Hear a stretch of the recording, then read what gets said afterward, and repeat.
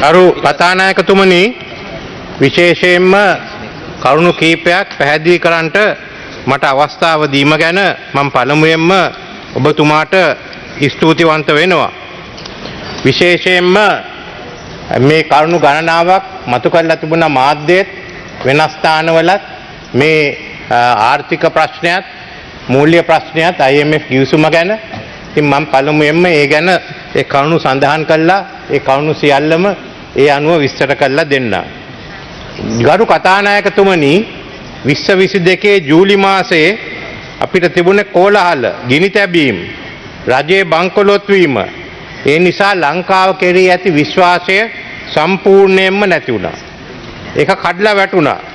දැන් මාස 8කට පසුව අපේ ආර්ථිකය ආපහු හැරවීමෙන් ලංකාවට තියෙන සාර්ථක කතාවක්. අද කියන්නේ the comeback story, Sri Lanka comeback story කියලා. අහිමි වූ ශ්‍රී ලංකාව පුනරුදේ මාවතට අවතීර්ණ වී යලි බිහි වෙමින් සිටී. දැන් ඒක ඉදිරියට ගෙනියන්න මේ මුළු රටේම සහයෝගය ලබා දෙන්න කියලා අපි මෙතන සඳහන් කරන්නට කැමතියි. ඒ කාලේ තත්ත්වය ගැන මම ආපහු කෙටියෙන් කියන්නම්. හැම එක්කෙනාටම මතක් කරන්න. විශේෂයෙන්ම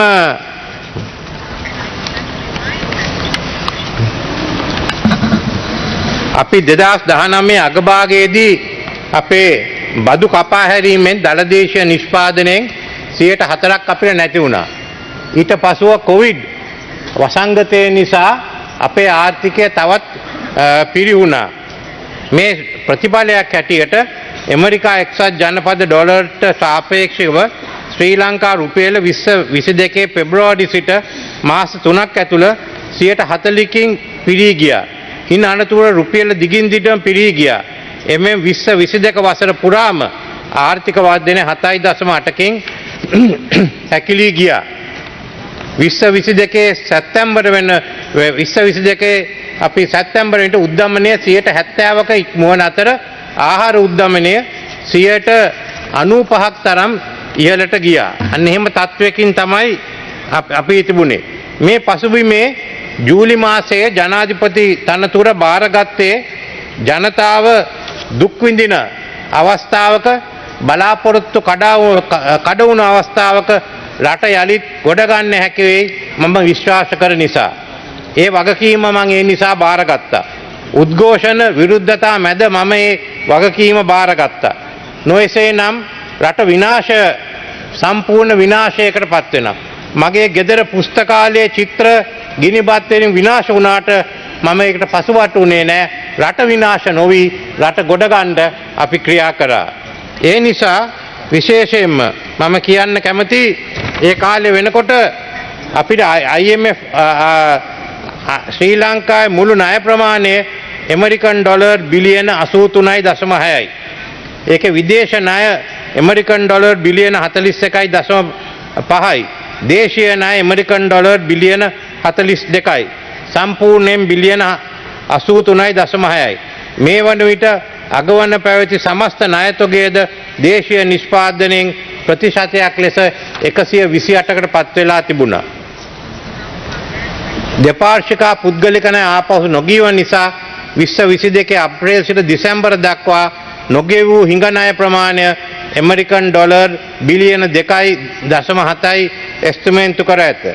විදේශ විනිමය හිඟ උග්‍ර අතට හැරීම නිසා 2022 මැද භාගය වන විට ශ්‍රී ලංකාවට විදේශ වලින් භාණ්ඩ හා සේවා ගැන්වීමට නොහැකි තත්ත්වයක් උද්ගත වුණා. 2022 මැයි මාසයේදී විදේශ ණය වලට අදාළ පොලිය ගෙවීමට අසමත් වුණා. ශ්‍රී ලංකාව ඉතිහාසයේ ප්‍රථම වතාවට තමයි මෙවැනි තත්ත්වයක් අපිට සිදු වුණේ. ආණ්ඩුව එදා බාර අරගෙන ගත්ත අවස්ථාවේදී මට තිබුණේ IMF, ලෝක බැංකු, ADB සමග සාකච්ඡා ආරම්භ කර මම සැප්තැම්බර් මාසයේදී විස්තීර්ණ ණය පහසුකම් එකඟතාවය විශේෂයෙන්ම IMF සංවිධානය සමග එකඟත්වයකට ආවා. ඒකම අපි ඒ සඳහා අපිට ඒ ගිවිසුම ගැන මම වචන ස්වල්පයක් කියන්න. විශේෂයෙන්ම ඒ විස්තීර්ණ ණය පහසුකම්මට පහත සඳහන් ප්‍රධාන ප්‍රතිසංස්කරණ 6ක් ඇතුළත්. අයන්න ආදායම් පාදක රාජ්‍ය මූල්‍ය ඒකාබද්ධ කිරීම. මේ යටතේ රාජ්‍ය මූල්‍ය ශ්‍රේෂ්ඨට අදාළ ආයතනික ප්‍රතිසංස්කරණ සමාජ ආරක්ෂණ ජාලය ශක්තිමත් කිරීම හා රාජ්‍යාංශයේ ව්‍යාපාර ප්‍රතිසංස්කරණය කිරීමද ඇතුළත්ය. ආයන්න රාජ්‍ය ණය ප්‍රතිව්‍යුහගත කිරීම. ඇයන්න මූල්‍ය ස්ථායීතාවයේ ප්‍රතිස්ථාපනය කිරීමත් නම් මේ විදේශ විනිමය අනුපාත ක්‍රමයක් යටතේ විදේශ සංචති ගොඩනැගීම තහවුරු වන ආකාරයට බහුවිධ ක්‍රමෝපායන් ක්‍රියාත්මක කිරීම. ඇයන්න මූල්‍ය අංශයේ ස්ථායීතාවයේ තහවුරු වන ආකාරයට අදාළ ප්‍රතිපත්ති ප්‍රතිසංස්කරණ ක්‍රියාත්මක කිරීම. ඊයන්න දූෂණ තත්වයට පාලනය කිරීම සඳහා අවශ්‍ය ව්‍යුහාත්මක ප්‍රතිසංස්කරණ ක්‍රියාත්මක කිරීම. මම හිතන්නේ ඇමතුමා ඒ කෙටුම්පත දැන් අද නැතේට සභාගත කරයි. ඊයන්න ආර්ථික වර්ධනය ඉහළ නැංවීමට අවශ්‍ය ක්‍රියාමාර්ග ගැනීම. මෙන්න මේ අනුව තමයි අපි නද විදේශ ණය හිමියන්ගේ මූල්‍යකරණ සහතිකය ලබා ගත්තේ ෆයිනෑන්ෂල් ඉන්ෂුරන්සස්. මේ පියවර ගත්ත නිසා තමයි අපිට මූල්‍යකරණ සහතිකය ලැබුණේ. මූල්‍යකරණ සහතිකය නිසා තමයි විශේෂයෙන් මේක ලබා දුන්න පැරිස් ක්ලබ් හා ඉන්දියාව පොදුවේ ක්‍රියා කළා අපි ඒක ලබා දුන්නා. ඉන්දියාව ඉස්සෙල්ලා මේ ප්‍රකාශ කරේ. ඒකට ස්තුති වෙනවා. චීනය වෙනම ක්‍රියා කරන්නට බලාපොරොත්තු වෙනවා.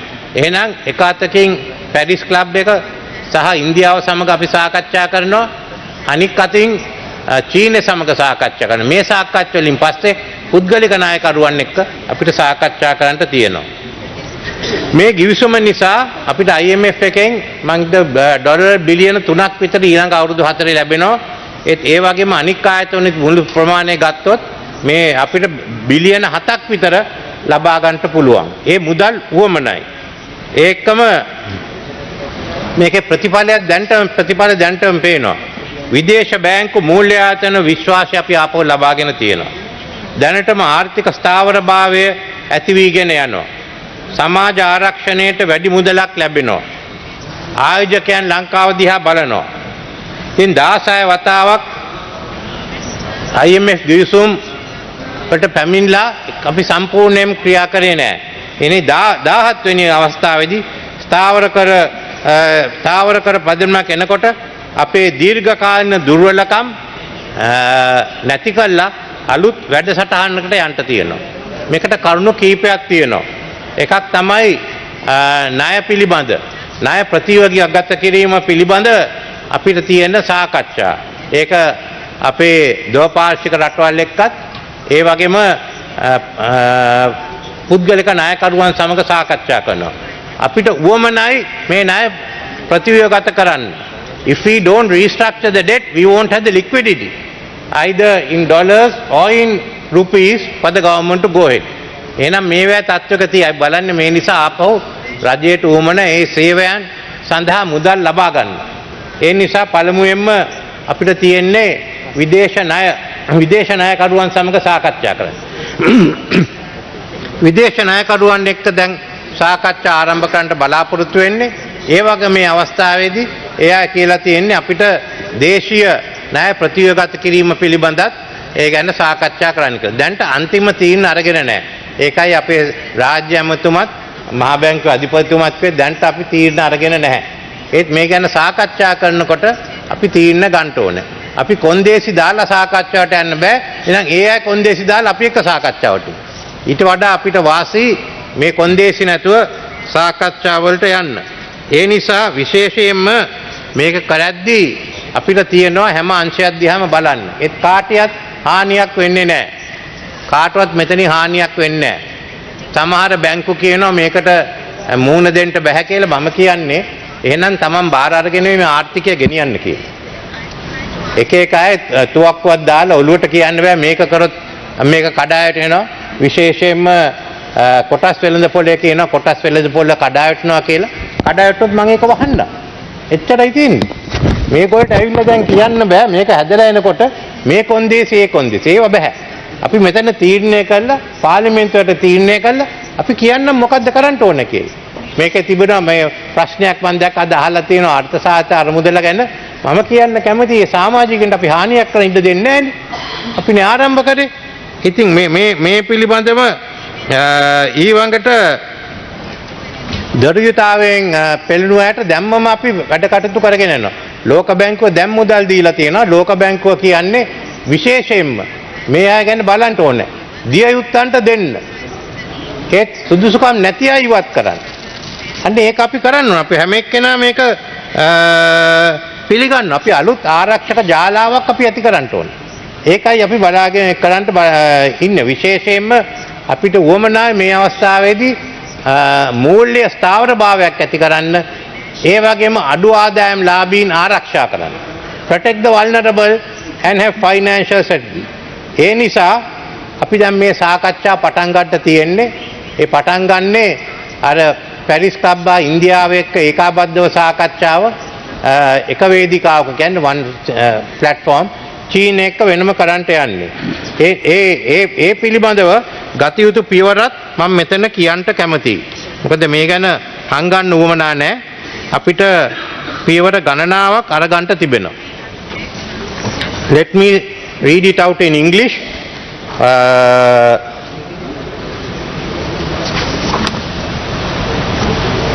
We have taken 9 prior actions which we agreed to. So we are qualified under that. These are fiscal consolidation, cabinet approval revenue measures to support fiscal consolidation during 2023 in line with the program parameters. Parliament approved for a revised 2022 budget that is in line with the program parameters.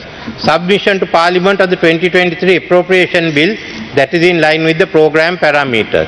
Fiscal structural reform, cabinet approval to automate monthly retail fuel price adjustments as prescribed by the 2018 fuel pricing formula to achieve cost recovery.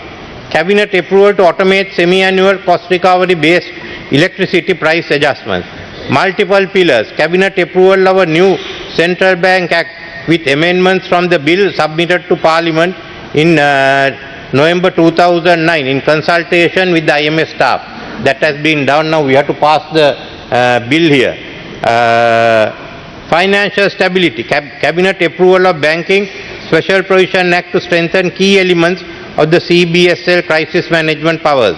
Hiring by the CBSL of an independent firm to conduct banking sector diagnostic exercise based on terms of reference and timelines established in consultation with IMF staff. Price stability. Increase policy interest rates by 100 basis points to ensure forward-looking real policy rates on a firmly upward path. Then the next item is I want to inform the House of the proposed quantitative performance criteria and the indicative targets. Central government primary balance 2022 minus 895 billion. By end December we want to make it minus 209 billion. The net official international reserves US dollars million 3,540,000 minus. By end December we want it to be minus 1,592,000. Net credit to the government of the CBSL rupees 2,834 billion. By end December it should be 2,740 billion. The stock of expenditure areas of the central government 2022 60 billion, it will be 30 billion. Central government tax revenue flow 2022 it was 1,751,000. End March was 650 billion, but I must say we have fallen short in some areas like customs because actually the imports have been reduced. But on the other hand, in some of the tax areas, direct taxation, we have increased it. The tax revenue, finally the target for the end of the year is 2.9 billion. Social spending by central government 142 billion 2022, 187 billion by end of 2023. The treasury guarantee ceilings was 1.159 trillion last year. It will go up to 1 trillion 700 billion. Then I would like to tell you the structural benchmarks required for macroeconomic adjustment. Parliamentary approval for a new Central Bank Act, which we will table in Parliament next month. Completion of assets quality review component of bank diagnostic exercise for the two largest state-owned banks and the three largest private sector banks. 3. Parliamentary approval of the welfare benefit payment scheme and the application of new eligibility criteria to identify low-income families of receiving welfare benefit payments. End of May. Cabinet approval of a comprehensive strategy to restructure the balance sheet of CB, CPC, Sri Lankan Airlines and the RDA in June. Cabinet approval for the full revision of the Banking Act in June. Enact new anti-competition legislation to harmonize it with United Nations Convention Against Corruption, pending comprehensive asset recovery provision. The new anti-corruption legislation in June. Cabinet approval of revenue measures to support fiscal consolidation during 2024 in July. Development by the CBSL of roadmap for addressing banking system capital and foreign exchange liquidity shortfalls and intervening in bank assessed to be non-viable in July. Completion of rollout of ITMIS, expanding its coverage to all 220 HENs in September. Publication of report of an IMF-led governance diagnostic technical assistance mission to assess Sri Lanka's anti-corruption framework in September. Submission to Parliament for the first reading of the 2024 appropriation bill in October. Determination by the Ministry of Finance of the size, timing, instruments and terms and conditions for potential government recapitalization of viable banks which are unable to close capital shortfalls from private sources in October 2023. 13. Parliamentary approval of the 2024 appropriation bill and the spending allocations in line with program parameters in December 2023. Submission to Parliament of a new public finance management law that will authorize the budget formulation process, roles and responsibilities of relevant agencies and information and accountability requirements in December 2023. Improve the bulk supply transaction account to accurately measure the electricity subsidy and start using it to determine the cost recovery based electricity tariff and government transfer requirements in December 2024. Parliament approval of full revision of the Banking Act in December 2023. Set retail fuel prices to their cost recovery levels with monthly formula based adjustments and compensate CPC for providing any fuel subsidies with on-budget transfers continuous. Adjust the induced electric traffic tariff schedule to its cost recovery with semi-annual formula-based adjustments on a forward-looking basis in January and July each year. Again, it is put down as continuous. Then the last one is achieving debt sustainability. Debt stock. Public debt should decline to below 95% of GDP by 2032. Post-program gross financing needs. Average annual gross financing needs of the central government during 2027 to 32 should remain below GDP compared to 34.6% of GDP in 2022. Post-program foreign exchange debt service. Annual foreign exchange debt service of the central bank should remain below 4.5% of GDP in each year over 2027 to 32 compared to 9.4 in 2022. Program financing gaps. Debt service reduction during 23 to 27 should be sufficient to close external financing gaps. Under staff's baseline scenario, US $17 billion in debt service reduction is required, including the arrears accumulated in 2022. So we are trying to get a 17 billion debt reduction. on that side. Do we want it or not? Are we going in for debt restructuring? We can't manage without debt restructuring. That's what I want to make it clear to all the members. ඒත් අපිට ස්ථාවර භාවයක් පමණක් මදි. අපිට ඇත්ත වශයෙන්ම අපි බැලුවොත් මේ කාලෙදී 2019 නාමික දලදේශීය නිෂ්පාදනය එක්සත් ජනපද ඩොලර් බිලියන 89ක් පමණ විය. යලිත් 2019 පැවති ප්‍රමාණයට දලදේශීය නිෂ්පාදනය ළඟා වනුයේ 2028 දී. ඒ යන්නේ 3% වර්ධන වේගය එක්ක. ඒ බැවින් ශ්‍රී ලංකාවට අවුරුදු 9ක ජාතික ආදායම අහිමි වෙන්න පුළුවන් අපි 3%ක වර්ධන වේගයේ සිටියොත්. ශ්‍රී ලංකාවේ ඒ වගේම ශ්‍රී ලංකා ආර්ථිකය 2023 දී 3%කින් පමණ පහළ යාමට නියමිත බව දක්වා ඇත. ආර්ථික ධනාත්මක භාවයේ දිශාවට තහවුරු වීම අපේක්ෂා කළ හැකි වන්නේ 2023 අගකාර්තුවේය. 2019 සිට අඩුතරමින් 3%කින් හෝ 7%ක වර්ධන වසර 9ක් තුළ පැවතියේ නම් අපගේ දලදේශීය නිෂ්පාදනය ඩොලර් බිලියන 110කි.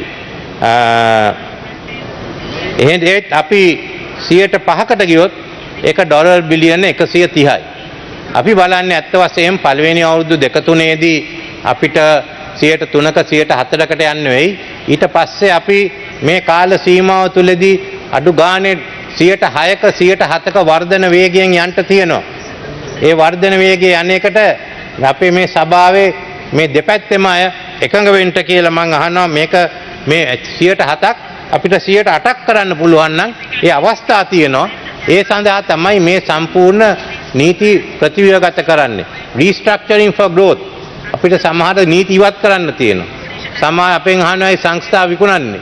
ඒ සංස්ථා ඉවත් කරන්නේ. මීට වඩා හොඳට ක්‍රියාත්මක කරන්න පුළුවන් පුද්ගලික අංශයෙන් ඒක බාර දෙන්න. ඒ වගේම තමයි එක කොන්දේසි අපි දාලා අවුරුදු 25ක් 30ක් තුල අපි විවිධ සීමා පැනෙවුවා. එක අමාත්‍යාංශ කැමති වුණේ විදියට. අපි දැන් ආර්ථිකයේ දිහා බලලා තියෙන සීමා කොමක්ද ඉවත් කරන සීමා කොමක්ද කියලා අපි තීරණ ගන්න ඕනේ. අපිට උවමනා මේ හැමතැනම අපි ඔක්කොම highly competitive social market economy. ඉතා තරඟකාරී සමාජ සාධාරණ නැති වෙළඳ ව්‍යාපාරයක්. අපිට ඕන වෙලාවත් we want a green economy. Haritha ආර්ථිකයක්. We have to get a digital economy. digital කරන්නේ ඇතුලේ ආර්ථිකයක්. මෙන්න මේවා ඇති කරන්න තමයි අපි ක්‍රියා කරන්නේ. මේ සඳහා විවිධ ක්‍රියාකාරකම් තියෙනවා. සමහර ඒවා කෘෂිකර්මයේ නවීකරණය කිරීම, අලුත් කර්මාන්ත ගේන ඒ පිළිබඳ මම වෙනම කතාවක් කරන්න ඉන්නේ. අද එතන විශේෂයෙන් මේ කාරණා ගැන අපි වෙනම සාකච්ඡා කරමු. මේකෙන් පසුව IMF දිවිසුම හැර වෙන විකල්පයක් අපිට අද නැහැ. කවුරුත් එකක් යෝජනා කළත් නැහැ. ඉතින් වෙනම විකල්පයක් නැත්නම් ක්‍රියාකාරී විකල්පයක් නැත්නම් අපිට තියෙන්නේ මේක අනුමත කිරීම. මම කැමතියි විශේෂයෙන්ම අපේ සජ්ජබේ මන්ත්‍රීවරුන්ටත් කියන්න එක්සත් ජාතික පක්ෂ හිටුවේ කාලේ ඉඳන් අපි හැම වෙලේම කිව්වා IMF සමග විශේෂයෙන්ම එකතු වෙලා වැඩ කරන්න කියලා. දැන් වැඩසටහනක් ඇවිල්ලා තියෙනවා. දෙපැත්තම ඒක පිළිගන්න ලෑස්ති තත්ත්වයක තියෙන්නේ. අයින අපි ඔක්කොම එකතු වෙලා මේක සම්මත කරමු කියලා මම කියන්න කැමතියි. ඒ එක්කම මේකේ අඩුපාඩුකම් තියෙන ඒවා මේ මාස 6න් 6ට IMF කණ්ඩායම වෙන නිසා අපිට සාකච්ඡා කරන්න පුළුවන්. සමහර වෘත්තීය සමිතියම තමන්ගේ බදු ගැන ප්‍රශ්න ඇති කරලා තියෙනවා.